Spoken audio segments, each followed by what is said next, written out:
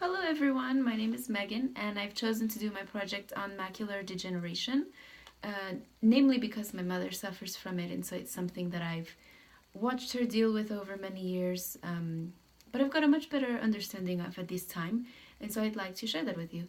Macular degeneration comes in three different types, or occurs in three different types. Wet and dry age-related macular degeneration are the most prevalent, but there's also a version called Stargardt, which I'll talk about in a little while.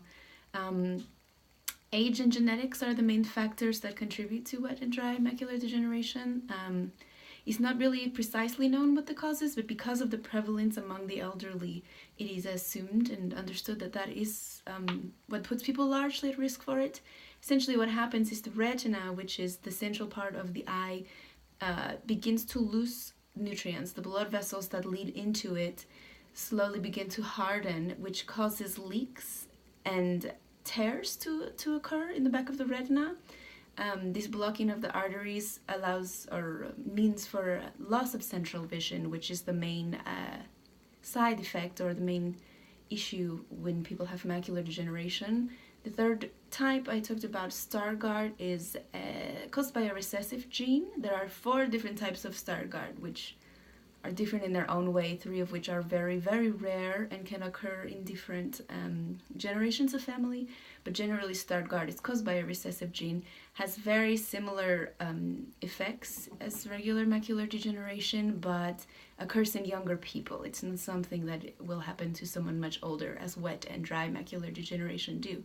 So wet macular degeneration is more dangerous. It's also more prevalent, and essentially abnormal blood vessels grow under the macula and cause the Dresden, which causes again that loss of central vision.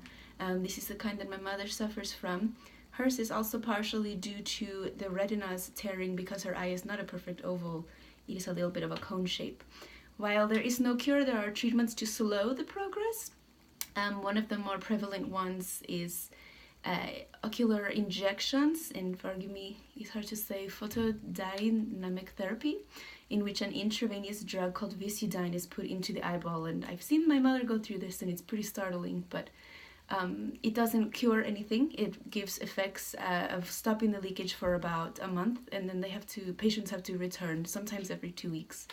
There is also laser photocoagulation, in which some of the affected eyeballs, blood vessels are simply burned and removed from the eye, but this is a little more drastic.